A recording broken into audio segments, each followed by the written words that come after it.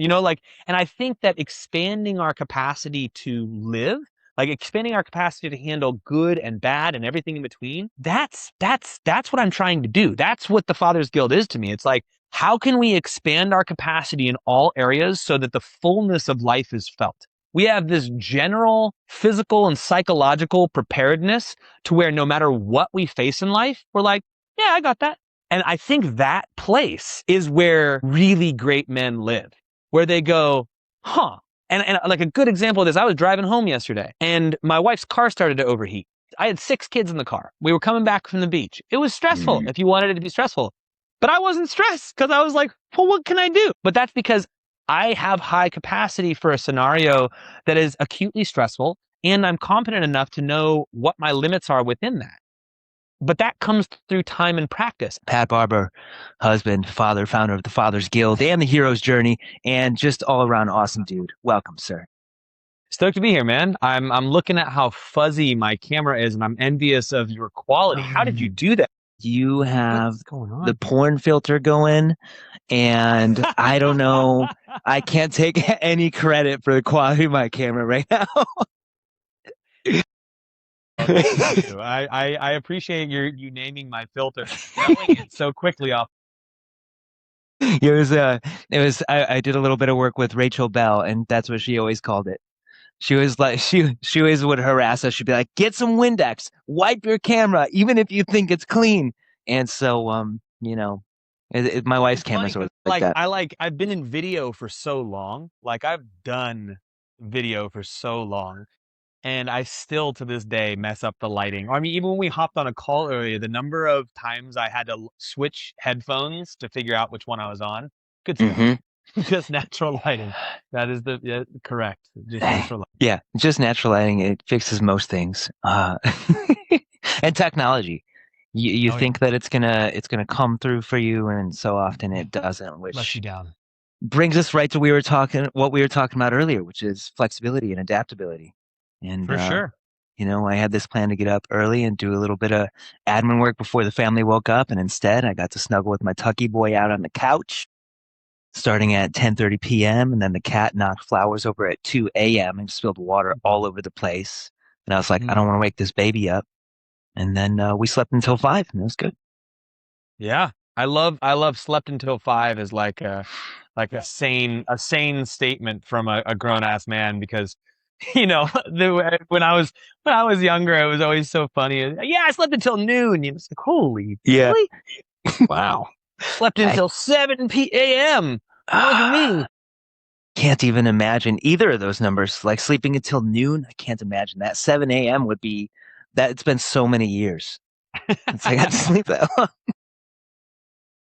I think you spoke about adaptability a second ago, and I think the hard thing is there's this distance between what you think things are going to be like or what you think things should be like, and the reality of having children is that there's such a variable amount of things that could happen that things don't end up panning out the way you want. And if you're clinging really tightly to them being something specific, you're kind of screwed. And it's something that I've made note of before on my account, but it's just like the letting go of like having a framework for how you want it to be, great. Working towards that, great. But if it's not there, acceptance and being like, okay, like I get it. Like this is just where we're at in life. I wanted to train 5 days this week. I got 3, and I got some push-ups in the other days. Like just having that. You said adaptability, but it's more that flexibility, like that to just be okay with what happens, but never give up on continuing to try to progress forward. It's a balance, man, but it's fun. I like it. It's a hard skill to learn. It's a hard skill to learn. It's maturing. It's continuing to grow in a way that is uncomfortable. I was sitting down last night and I was just pondering existence like I tend to do, but I was being like, I'm so uncomfortable in so many areas of my life right now. And then I was like, yeah, but discomfort is like how we grow. It's the only way to grow if we are comfortable. And I know it's cliche and stuff, but it was like, I live in this world of personal development and I still had to like say those words out loud to myself and then be like, oh, yeah. Just a reminder. Yeah. If I was comfortable, I wouldn't be growing. And I had to like step back and look at all the areas. And for my life, it's mainly business. I'm super uncomfortable, but Mhm. I see how much growth I've had there in the past year. And it's like, okay, you're doing a lot, even though it's kind of sucks while you're in it. Like you're doing a lot. And I think parenthood forces that discomfort in a very aggressive and acute way. But yeah, Mhm. yeah. Anyway, Mhm. I don't know how we got here. How did we get here? How did we get Who am I? here? It's in the scheme of things. How did we get? Who are we? Where did we come from? Where are we going? The Is that what eternal we're answering questions. right now? That's the primary question that we're going to explore today. Yeah, I've always wanted to make a hat that I'm going to make a kid's hat. Like my son likes green, so I'm going to do green camo, and I'm just going to put guru on it, so that when the kids are wearing the hats, it's just a reminder that like you guys are my teachers as Mm, much as I'm your teacher. there And we go. maybe I need to take a breath sometime and just take in what's going on and roll with it. It's yeah, I think that's the way to do it. That infinite Hmm. curiosity. All right. So we are here. You are one of my, well, I love all of you guys, but you were one of the first guys that said yes to coming to the Patriarch Summit, September 11th, Yeah, 12th, 13th. And you were an all in for that. And dude, so, I was all in for that like weeks before it was even going to launch. Like, and then, months before it was even time to go, you texted me like, I'm ready to go now. And I was getting on a yeah. plane. I was like, it's not today. Dude, I had my dates switched up that the summit was gonna be on this date, and I like woke up that morning and I was like, dude, he hasn't messaged me, but you know what? I'm gonna show up and I'm gonna deliver. I got this. So I'm messaging, being like, so you gonna send me a link to start this thing? He's like, dude, it's in like 3 months, and I was like, oh, okay, all right. This is good. I'm organized. I got my stuff planned. I was boarding a plane when your messages came in, and I was like, oh no, let me make sure Pat's all right before I get on this plane, and I go radio silent here, and he's just chewing his nails, wondering what's going on. But that's the thing, is I never would have been like that. I would have been like, whatever. It Yeah, didn't happen. yeah. I'm definitely a more of a roll with the punches sort of deal. That is definitely a gift I've been given by my upbringing. For some reason, it's like, Hmm. it didn't happen. Well, I'm on. Hmm. Yeah, I grew up. Well, I didn't grow up playing hockey, but I played hockey for a long time. And we were a mediocre team. But we'd go to tournaments up in Michigan and we'd get destroyed by the teams up there. And so I learned to roll with getting my butt kicked. But then also the discomfort that we were talking about, we'd come back and I'd be so much of a better player because of it. Because I had to play these guys that were like 2 or 3 tiers ahead of me. And so I got used to rolling with it, rolling with the punches, and made me stronger. And it's just like, hey, It whatever. is. You know So what's funny? I love that you bring up the sport. Like, I used to think, because I love sport. I love playing sport. I love competing more than anything. But I like thought that I loved winning. Like I thought that I like loved to win. But I realized, like, I looked back at my history of play and sport, and I never won. Like, I was never the winner. Like, what I actually love is the act of competition. Like, I lost 99.9% of my stuff. It felt like I was winning because I was playing. So my brain just associated with the act of competition as winning. Like, it was just like, dude, you're competing, you're winning. But then when I looked at the actual stats, I was like, oh, I was never a winner. Like, hmm I was pretty good, but I like always lost. And it was a good realization, because I'm like, oh, it's actually really not about the winning portion of it, and it never has been for me. It's about that playing of the game, and I was like, what a cool realization to have late in life. I just love the game. Yeah, similar experience. We always got our butts kicked, but I found I found out so much about myself through that. And then when I got the opportunity to play center on it and like have my own line, then I was like, oh well, I must be doing something right. If the coach thinks I have the conditioning level and the leadership level to like lead this entire line here, it's like, oh, cool. I don't care if we win. I just want to make No, sure my guys play well. Can I help them? yeah, But coming into the summit here, obviously it was an enthusiastic yes.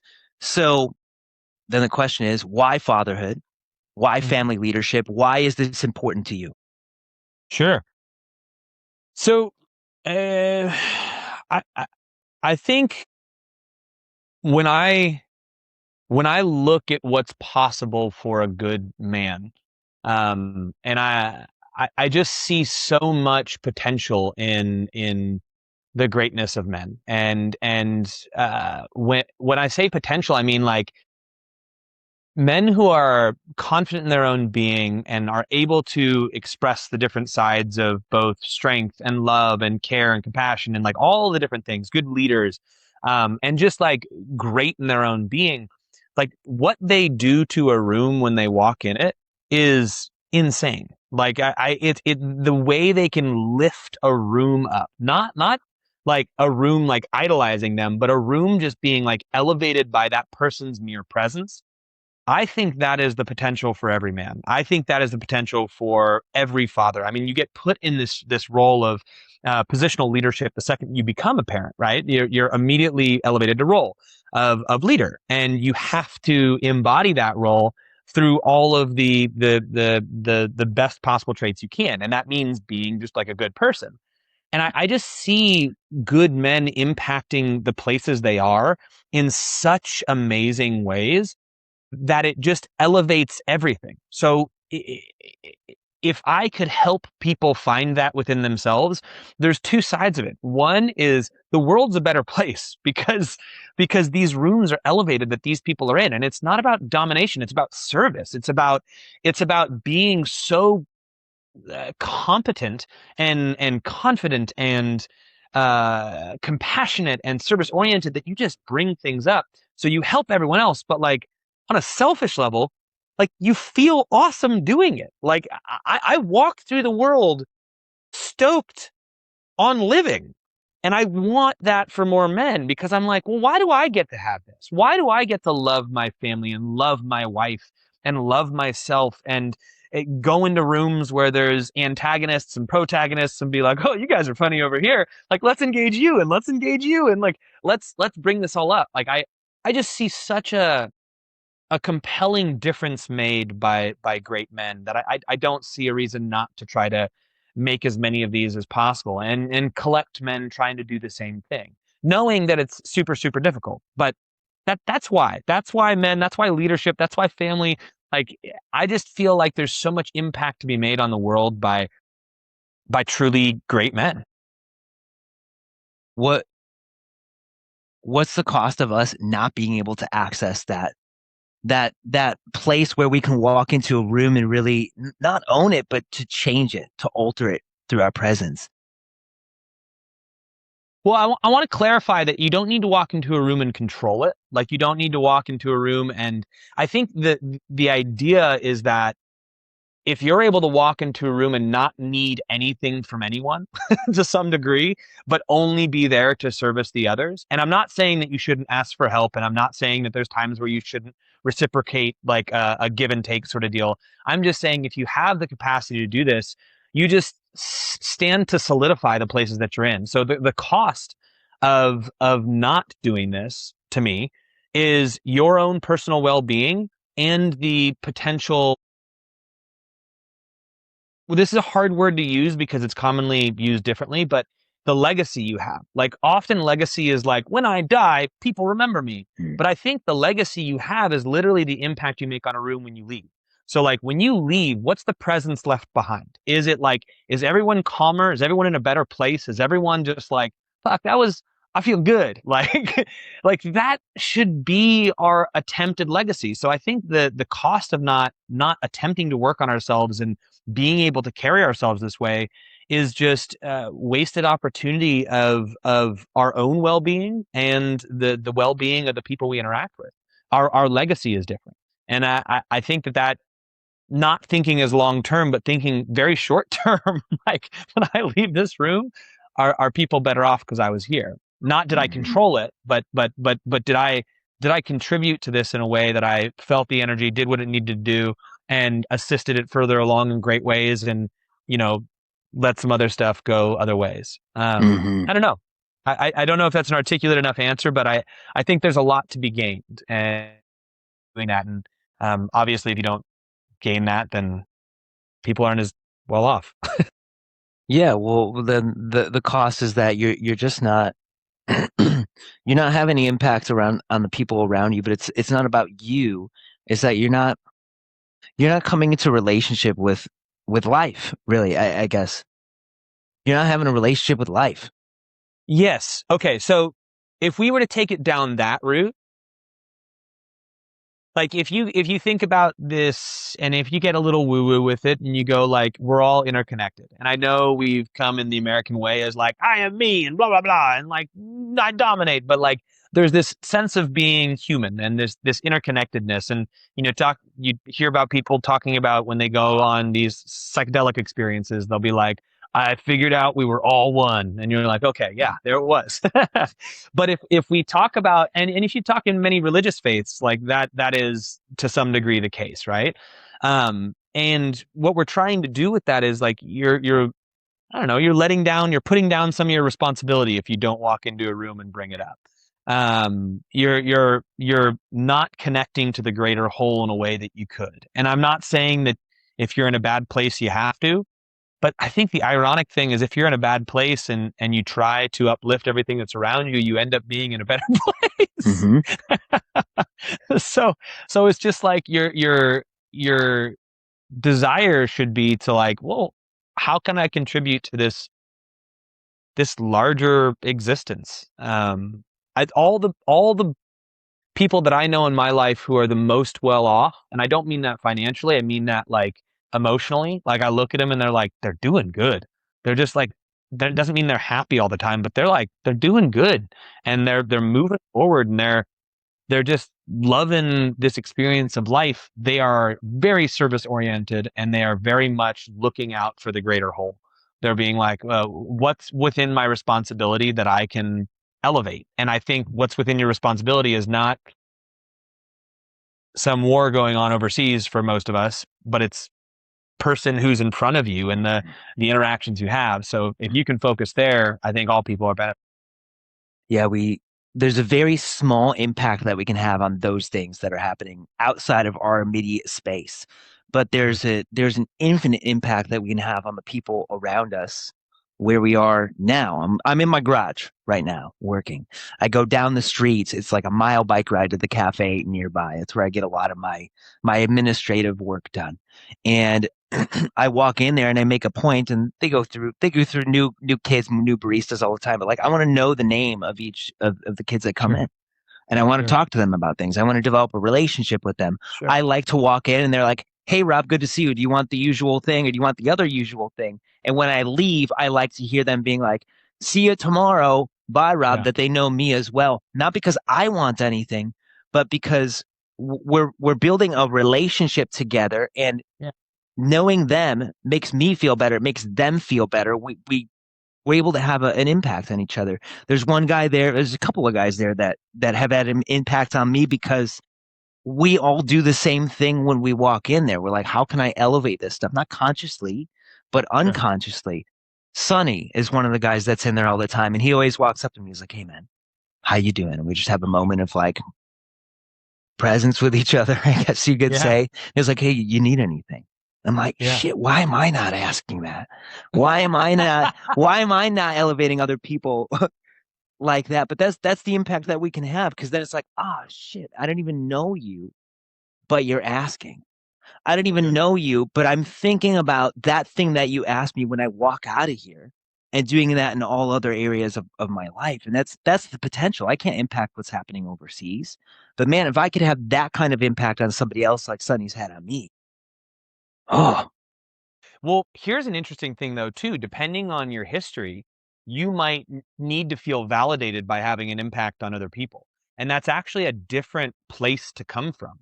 So, like, I want people to not feel like they need to impact anyone else, but just want to, And I think that there's a very different thing there. It's like, one, if you don't impact someone, you're like, oh, what's wrong with me? Another one, if I'm like, if I talk to a barista and they're like, hey, fuck off, I'm like, fine, that's okay. Like if you want to tell me to F off, that's okay. That's not on me. It's like my relationship with social media. Like when I post and someone's like, you suck, I'm like, that has nothing to do with me. Like, you want to tell me I suck? That's fine because I'm okay. And so I think that we owe it to ourselves as men to do a little bit more of the, or as humans to go like, okay, well, what side of this am I coming from? Am I doing this because someone told me to do this? Am I doing this because I need to feel validated by other people? Am I doing this uh like what's driving this? And we can have different answers as life goes on, but I think, you can even start it imperfectly. Oh, I don't service other people. I'm gonna try to service other people because I heard it was good. Like, you can start it there, but then as you do it, you'll start to realize the impact you have, and you'll start to realize the power that's in that, and not the power over, but the power to contribute. It's a fascinating back and forth because it can be abused like anything, but it can also be like really great. But that goes with being well yourself. So here's a not maybe an obvious, maybe not obvious question, but why is it even important that we contribute and serve? Why is it important that we contribute and serve? Yeah. I mean, I don't have like a scientific reason. I mean, you can say that we are very tribal oriented creatures. We've been very community oriented for a very long time, and there's a sense of reciprocation that it breeds in somebody else. When you uh, service them, they tend to feel warm towards you, so it deepens the connection between the two of you. But I think that, for me in my life, the reason that I started serving is because for most of my young adult life, I wanted to do the right things by other people, but I didn't really care about them. I cared about me. I was like, Mm, will I be okay? So I always protected myself. I always was like, I'm going to do everything to protect who I am. Um, and protect my own peace and things along those lines. And only later in life did I start growing and start looking outside of self to try and help others just for the sake of it, not for I'm going to help them so that I feel good sort of deal. Or I feel like a good person. I'm doing like good person cosplay. But it started there. And so I think when you say, well, why should we do that? I think the reason is going to be different from person to person. But I know for me that as I do this, I just, I don't know, I sleep easier. I have deeper connections with people. I recognize my strengths and also areas where I need to be better. So like I am one of my gifts from being the type of person who doesn't look to seek, like basically who always looked out for myself, is like, I don't care much about your opinion of me. And that can be a bad thing because I can be an asshole. But if I want to be kind, that can be a very good thing because I can be direct and I can be, and I'm not like I've heard people use honesty as a weapon, and you don't need like I don't need to use honesty as a weapon. I can be like, okay, I can be honest with this person because they need honesty, but now I'm a grown adult who wants to help them, so I'm not just going to be honest. I'm going to be honest with them in a way that they're going to hear it, you know? So there's a lot that goes through there in my head of like that's my service to them is I can use these old defunct mechanisms of self-protection as now a way of moving forward in the world that elevates the people I'm around. Um, so I think when you service others, you start to realize weaknesses and strengths that you have, and it just continues to build deeper connections, and then allows you to get some feedback on what you're doing. And when you do that, you grow. And while growing can be uncomfortable, it's like that's what wisdom is. Like it's mm, moving forward and making the mistakes and rounding out the sharp edges that you have. mhm. What's the impact and the role of this inside of the family unit? Inside the family unit, oh man, this is like the primary place, right? Like you are the model for your kids, straight up. Like their tendencies, there's nature and nurture, and there's a lot of nature involved. Each kid's very different. But the thing that they see most often is going to be something that they either, rebel against and fight it, or, kind of embrace it and become it, whether it's conscious or subconscious. That being said, the the I don't know why I laugh so hard at this, but um, I think kids to some degree are going to down the road be a version of you, whether they want to or not. And I think we owe it up to them to like examine all our compulsions, the things that drive us in ways that are not necessarily conducive to enjoying life the way we want to. And so when you spend time servicing others and rounding off those sharp edges and learning about who you are and developing relationships, like you model all those things for kids and they end up having a head start when they then move out into the world because you've done some of that growth before you know they moved off into the world. Will it be perfect? No, but I think that we have this opportunity to really be their example. um, I also think that when you do this kind of growth and when you do this kind of work in the household, you end up having just a really good time at home. Like you love spending time with your family. You love being with the wife that you have, and that doesn't come through a lack of conflict. It comes through an honest examination of what you're doing. So eh, I think if you're not going out and servicing others, and if you're not refining your stuff, you're just leaving a lot of joy and satisfaction on the plate when it comes to how it affects the family unit, both for yourself and for the people who are around you. Yeah, there's a lot of, my experience, there's a lot of meaning that's generated through showing up and serving my wife, my kids, other people as well. But there's, again, it comes back to me to this level of, or this depth of relationship that's built, this bond. You could call it Yeah. attachment. That's built You could, through I that. mean, there's like a clinical term for it. What is it again? Yeah, Oh, it's yeah, attached. yeah. You could call it attachment. Uh, that isn't there when you're just let's sit on the couch and swipe on our phones, or let's turn on the TV so you can watch that and be entertained instead. And dad's gonna go mow the lawn. Here's something to watch, which Sure. is a hard one sometimes. But Yeah. I bought my son an electric lawnmower 2 years ago because he was like, "Can I mow the lawn?" And sure enough, he did. Yeah. Awesome. How old is he? He's 5 now, so he got it when he was 3. And then my gas one broke, and I've been tinkering with it, but I can't fix it. And so I was like, "Can I use your lawnmower?" So I always ask him, like, "Hey, can I use your lawnmower this week?" It's like, "Yeah." That's awesome. That's But awesome. it's great. And at the beginning of this season, he was just like, "I'm gonna mow the lawn." And I think I was on, maybe it was with you or somebody else. I think it was Matt Boudreau. And I hear the lawnmower. I'm like, "What's going on?" I leave my head out. My son's just mowing the lawn. He's Hell just yeah. doing it. He's just Well, doing it. so that's I think that's one of the biggest misconceptions about parenting is like, you live your life and then you parent the kids. You live your life and then you parent the kids, and it's like, no, no, no, no. You live your life and you bring them along for the life that you have. Like this idea of separating it out is like you need to go to the park, you need to do this, and you need to enroll them in 50 different sports, and they need to be studying these exact things, and you need to do here's lesson 1 and lesson 2 on being a kid, and blah blah blah. It's like, no, dude. Like you live your life as an adult and you bring them along. Hey, we're gonna go build. Oh, I don't want to build. That's okay. You're coming, and you can either have a hammer or you can play make believe with the nails. Like those are your options. Like you involve them in these things, and they're generally stoked to do so.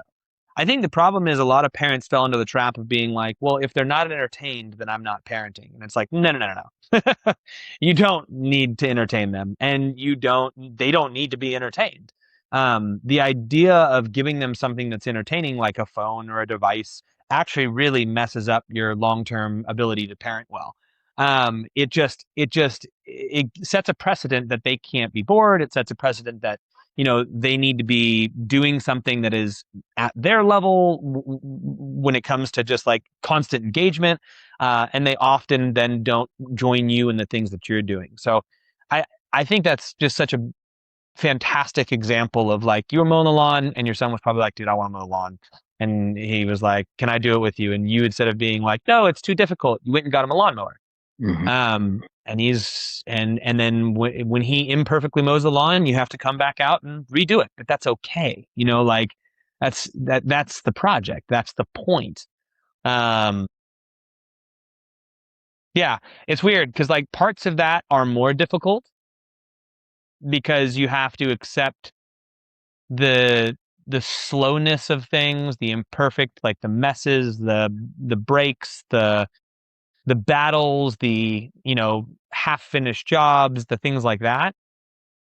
But the long term is way easier than not having them do that. Because the long term is they just do it on their own. They start mowing the lawn, they start doing the dishes, they see things that need to be done, and they have this sense of autonomy and freedom that they can just go out there and do stuff. So they do. At least I've seen that with all of my boys, and it's just pretty magical when you're not helping them and they just make it happen, and you're like, oh yeah, this is it. But it takes years, and so it feels like you're just in the trenches and everything sucks. And then, but the other version of that would be you just let them entertain themselves for this period of time. And they're always asking you for help, and they're, they can't even cook their own food, and and you just Mm. cater to their every little whim to some degree. You're not trying to, you're actually trying to make it easier on yourself because it's harder for you to say, hey, no, you do it on your own. Um, but that actually in the long run makes them incapable and more miserable and less secure and all of the things. Hmm. They may need you a little bit more now, but the more that you lean into that, the less that they're gonna need you but want you around later. It's like yesterday I was making lunch for my wife and I took a break to do that. I was like, I gotta get back out to the garage and get back into work. And then my son was like, can I have a quesadilla? And I was like, yeah, but hold on. Go get your stool, come over to the stove. I'm gonna stand here. I'm just gonna tell you what to do. You're gonna make it. I was Mm-hmm. like, okay. And now he Probably knows how to make stoked. his own. Yeah, now he knows how to make his own quesadilla. He came out, I was like, Mom, I made my own. I cut it Yeah. and everything. And Yeah. well, now he knows how to do it. The only thing I'm questionable is about can he turn to the burner on the stove to the right number to the Yeah. right what is it? The setting. And Yeah. other than that, he's got it. Yeah. Yeah. I've had, I mean, I have four boys and they've progressively gotten more and more, hands-on and capable because they watch their brothers and they're like, I can do it too. And you're like, okay. But then it starts getting like my 3 year old, he's like, I can turn it on and cook my food. I'm like, no, you will let the gas go and Yeah. let it go for a long time and you explode yourself. So I need Yeah. to like come in it's funny because like I have to watch him very closely because he thinks he can do everything. I let him do it, but I have to watch him a lot closer. So it's actually funny. We almost have this call and response. Like we're always checking on where he is. We have a big pool too, so that's really necessary for us to know where our kids are so they don't drown. My other kids are super capable. My 3 year old can't swim yet. So, but like we're always checking, like we let them have a lot of autonomy on our 5 acre property, but we're always checking on where the littlest one is. And so we'll be like, hey, where's Rue? And he knows that we're always checking on him. So he now, if he hears where's Rue, he goes, I'm here. And you'll hear that you'll hear that from the other room because he like goes off and he wanders for like 45 minutes at a time. He'll just be somewhere, but we're probably checking on him every couple minutes in that, or one person's in charge of where he is at that time. But his little call and response of wait, where's Rue? I'm here. And you're like, okay, all right, I get you. And he just knows it now. It's pretty fun. Oh man, it's the best. It's the best. I'm so excited to see how these guys' little personalities grow as they get older. My 5-year-old son, he needs to be around me all the time. But my daughter, like she's feral and also she will entertain herself. She'll go do whatever she wants. My one, he's almost 1.5. What is he now? 15, 16 months? He's almost there. He'll just let himself outside and just have the time of his life out here. And it's just like, go for it, man. Like you're having a great time. I don't have to worry about you as long as you're not sneaking out of the fence because he will walk around the neighborhood if we let him. Uh, he's the one we got to check on, but it's just go adventure, man. Yeah, So, where do you've coached a lot of men? I have. Where where do you think that most of us are going wrong? What do you think the big mistake is that most of us are making? I would say a lot of men are doing a great job. with what they got going on. I think a lot of people give men shit, but like a lot of them are really doing a great job. Um, I think the thing I see often is men not asking for help. That's a common one where they're like, I can handle it all. And it's like, well, why don't you just ask for help? Just be like, hey, you can try really hard, and I love that you do. But there comes a time where you just ask for help. Hey, I need a question on this. And I think some men have resorted to like Chat GPT and stuff for that, where they're like, I need something to bounce a question back, and they jump on there and maybe they get some response. So I see some value in that, but that's kind of outsourcing some of your thinking. I think a live peer would be better because there's a little bit of interaction, and there's a trust built in that relationship, and it's fostering a deeper connection. So I think asking for help's one thing.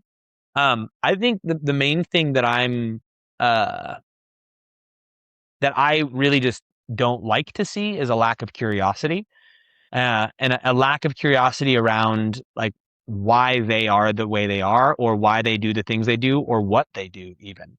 So like this reflection and curiosity, I think, is probably two of your greatest tools for not being stagnant in your own personal development. I think people are like, they just get so overwhelmed that they fail to be curious as to why things happen the way they do for them.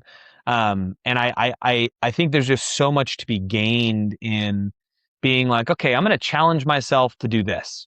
And they challenge themselves to do something like hug my kid or whatever it might be. And be like, well, why did that feel hard for me? Or why did that feel easy for me? Or why did that feel good? Or what should I do next? Or like this kind of like constant experimentation, personal experimentation, and curiosity and reflection. I don't see that as often as I'd like. I don't think it's where men are going wrong, but I think we're so overwhelmed with the shit we have going on that we don't seek as many solutions. We just kind of go, this is how it is. Or like we do more research, where we're like, I'm gonna watch another YouTube video. It'll help me out here. I'm like, no, why don't you do a thing? Why don't you do some research, and then after you do the research, go, what's my action step? What am I going to implement tomorrow? What is the challenge I'm going to do? How does that pan out for me? Did it work? Did I get the outcome I wanted to? What outcome do I even want? Like almost this scientific method on yourself at all times. Uh, but I see a lot of men get really tired and they don't do that.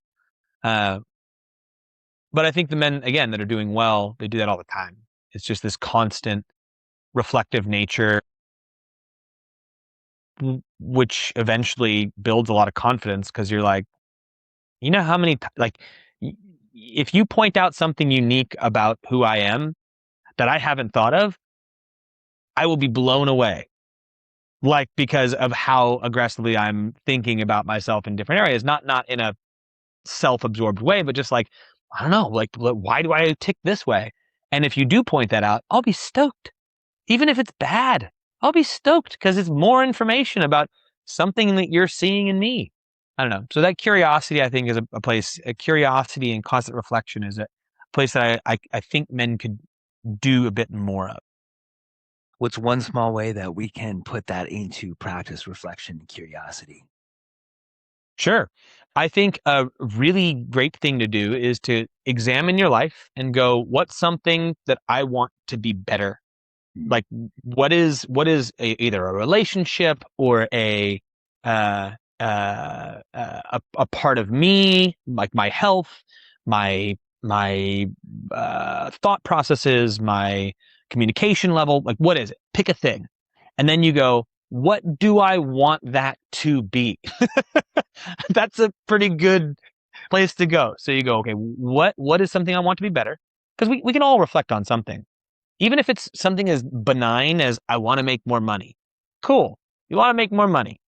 I'm not the expert in making more money, but if you want to know, you go, okay, well, what does more money look like? What's an actual number? I want to make an extra $1,000 a month. Cool. Extra $1,000. What could I do in my life to make $1,000 a month? Well, I could either start a side hustle and I have these ideas, or I could try to get a raise where I currently am at. What would it take to get a raise? Well, it would take making sure that I'm doing my job well, and then, which I'm already doing, I probably should have to ask for it. Great. What do I have to do to ask for it? I'll have to set up a time to ask for it with my boss. Great. Well, let's try asking for a raise from my boss. Yeah. And then I go, huh? And I go and say, well, this is scary. I don't know if I deserve it. It doesn't matter. Like you worked through the system. You could ask for it. And then if you get it, you get it. And if you don't, you don't. And that same basic process, that thought process of like, what do I want better? What could I do to get it? Or like, what would that look like in reality? And then what are the little steps to get it? It's just goal setting and then moving forward. But the way I like to do it is centered around like, what do I want to improve? And then what actual action can I take? So in that case, it'd be like, where am I going to schedule it for next week? What's the day I'm going to have it? And then I'm going to go do it. Um, that's a weird example for me because that's not where I would find myself. I just used it because I think a lot of people have money stressors. My brain would probably go towards like uh, something around personal development where I'd be like, well, I don't train enough and I want to train more. Well, what could I do to train more? Well, I could change my idea of training being an hour session to 10 minutes of movement. Great. That's a minimum threshold. And if I do that and I say every day I'm going to do 10 minutes of movement and that's a win. Okay, if I'm really limited, what's my 10 minutes of movement look like? It's going to look like this: 10 push-ups, 10 squats for 10 minutes, as many rounds as possible. Great. If I find myself limited, no matter what time, I'm going to identify as a man who trains 5 days a week, and that's what I'm going to do. Here's my challenge. 1 month. Can I do this across a month? Boom, shakalaka. Across a month, did I do it? If yes, great. You learned. If no, why not? What are you going to try next time? What's another lever you can pull? And that's what that experimentation looks like. That's what we do a lot of in the Father's Guild. That's the primary premise of it for me is like, it's this constant experimentation of like, what do I want? What are the outcomes that I want? How can I achieve doing this well? And I think challenge is a good way to do that. But I also told you that I love competition at the beginning of this conversation, so you get my mentality. Hmm. Challenge, compete, fall on your face. You're a little Yeah, bit better, and then look at do it again. look at what you want to do next. Yeah, yeah. I also think I might be a little unique in that I don't feel much shame. Like if I screw up, I own my screw up. I'm like, I'm trying not to drink. And then I drink and I'm like, damn it. Okay. Well, what can I do different? Whereas some people really beat themselves up over that. They're like, I drank. I'm a piece of shit. I'm garbage, blah, blah, blah. And I'm like, okay, well, that's going to be, that's a harder place to work from. So I think self-love is a starting place, a pretty good starting place. Hmm. We got 6 minutes left here before we wrap this thing up. We just blasted through it. We could do so much more too. Uh, what's the biggest thing that you're excited to bring to the sub? Yeah, it's interesting. I don't know exactly. I mean, because I've got a number of different things I could talk on and want to talk on. Like I have a big presentation on anti-fragile parenting. I love the concept of anti-fragile, which is essentially all organic organisms have this anti-fragility built into them. Mainly humans, where it's like the way the human body responds to stress is that it feels the stress, it processes the stress, and then in recovery, it adapts because that's the primary thing that human beings do is we're adaptable. And it adapts to not being stressed as much by that same thing. That's the basics of human training. You stress a system, whether it be a muscle or your cardiorespiratory system or your, oxygen exchange in your muscle system, like whatever it is, you stress that system, you give it time to recover, and in recovery, it gets better than it previously was. It's beyond resilient. It's anti-fragile. But it's the same thing with psychological stressors. You stress your brain, whether it's through education and learning or whether it's through a situation that's really stressful, and then you process that situation. If you process that situation and you come away from that and you go, okay, I'm okay now. Well, what happened there? How do I not happen? Like that same curiosity as we had before, you can recover, and then you're not as stressed by that situation when you find yourself in it again.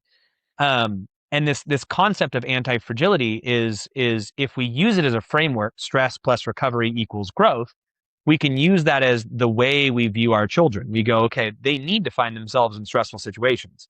To what degree of stress? Well, probably not life or death. That would be a bummer. They can, but If it's more in like they're struggling or they're learning to cook that quesadilla and it's like hot and there's things around them and they're like, ooh, how do I do this? Worst case scenario, they're going to burn themselves. That sucks. But, like they also could learn to cook a quesadilla. So how do we as parents get out of the way to allow them to experience this stress, and then how do we help them recover through the conversations that we have, through the modeling that we do, and then allow them to go to a place of like, okay, they're a more competent human as they move through the world. So I have this conversation around that I could go over, but I'm also really deeply like I've come to understand that, I have my saying, harder to kill, easier to love. And that statement is quite a wide statement, and it to me was speaking to two ends of a spectrum. Hard to kill is one thing. It's like you are a resilient little bugger. It's very hard to physically kill you, mentally kill you. Like you are healthy, you are strong, you are capable. You could find water in a desert. You're that type of a person. There's a very literal part to this, but it's also you love yourself. You're not going to go have suicidal ideation. You're going to seek help. You're going to go to these places. Like you're hard to kill. On the other side of that, there's easy to love, which is like, are you compassionate? Are you able to compromise? Are you able to stand firm for things? Are you able to express love? Are you able to feel loved? Are you able to do all the different things? So I saw them as sides of a spectrum to some degree, and that's why I love it as a statement, because I think one without the other is kind of uh, one dimensional and just not what's possible out there, and not what a good father needs or a good human in general. Um, but I think the real core of that is you need to have a high capacity, like across the board. And if we were to examine who we are as people, we're going to recognize that we have higher or lower capacities for different things. Like some men have an amazingly high capacity for work. Like they can just work and work and work. And then a super low capacity for feeling emotion. Mm-hmm. Like it's like they've got anger and they've got like joy, and like that's it. And so it's like, well, okay, you got to expand that capacity there. And or you've got a really strong capacity to work physically, but doing emotional work really hard for you, or a really strong capacity for running, but you're weak as shit and you can't lift, like, so I'm a big fan of like looking at your life and building capacity. And right now in the personal development space, it's all about optimization. It's like, how can you optimize? But optimization inherently sacrifices well-being in other areas. If you are trying to optimize, you are sacrificing something somewhere else. And yes, life is a compromise, but we're not looking to optimize as a grown-ass man. Optimization, like I don't want to be a guy who can't sleep without my red light therapy and and my 8 sleep mattress. That's optimized, but you are fragile. Like I want somebody who's got high capacity. Sure, you could sleep with an 8 sleep mattress and the red light therapy, and you've exposed yourself to that, but could you also sleep on the ground? Could you also sleep when it's raining on top of you? Would you be okay there? Would you bitch? Like what's your problem? Like, and I think that expanding our capacity to live, like expanding our capacity to handle good and bad and everything in between, that's that's that's what I'm trying to do. That's what the Father's Guild is to me. It's like, how can we expand our capacity in all areas so that the fullness of life is felt? We have this general physical and psychological preparedness to where no matter what we face in life, we're like, yeah, I got that. And I think that place is where really great men live, where they go, huh. And like a good example of this, I was driving home yesterday and my wife's car started to overheat. And so I'm driving and I pull over and I go, okay, well, why is the car overheating? I'm like, okay. When I turn it back on, I troubleshoot. Okay, it goes back. Okay, that means there's something stuck somewhere. Okay, is the cap? Is it blah, blah? Well, what do I do? Oh, well, I can drive a little bit and then I have to pull over. And then I drive a little bit and I pull over. And for me, I had 6 kids in the car. We were coming back from the beach. It was stressful if you wanted it to be stressful. But I wasn't stressed because I was like, well, what can I do? Like, I can pull over. I feel confident enough that I know an engine shouldn't overheat, but I recognize that it's going to be an hour trip home instead of 15 minutes because I'm going to have to pull over every 5 minutes so the car's engine doesn't explode. And that's okay. But that's because I have high capacity for a scenario that is acutely stressful, and I'm confident enough to know what my limits are within that. But that comes through time and practice. And so for me, I kind of want to, when we do that summit, be like, let's talk about capacity. Let's Mm. truly examine our lives and see where we have high capacity. Are we great at working, but we explode on our children when they do the slightest little thing because it's showing our worst trait back into our face? Are we great at selling uh, our product, but we come home and we can barely communicate on an emotional level with our wife? Like what is our high capacity? Let's thumbs up that, but then let's also look at where we kind of suck, be curious about it, and then try to grow that capacity so we just become harder to kill and easier to love. So Hell I think that yeah. that's what I'm going in at, is that capacity. Yes. Well, whatever way you go, based on this just now, I'm excited about it. Even before I knew about these things, I was excited. And then I was even more excited when you text me when I was getting on the airplane. You're like, I'm ready to go. Now I'm even more excited. So, Pat, thank you so much for being here, man. Yeah, thanks for having me, man. I'm looking forward to the summit when we do it. Yeah, everybody that's here, Patriarch Summit, Pat's going to be there. Pat's probably going to lead us off. It's going to be awesome. Yeah. September 11th, 12th, 13th. Just go to the link in my bio. I'll send all the stuff to Pat too if you want to check it out through him. Two ways to get in. General admission, $17. You come, you enjoy the event. $47, you get all the recordings for life. And then if Pat's going to give something away, you might get access to that as well as the other sponsors and speakers that we have. So that's what's up. Thanks for being here, guys. Have an amazing day.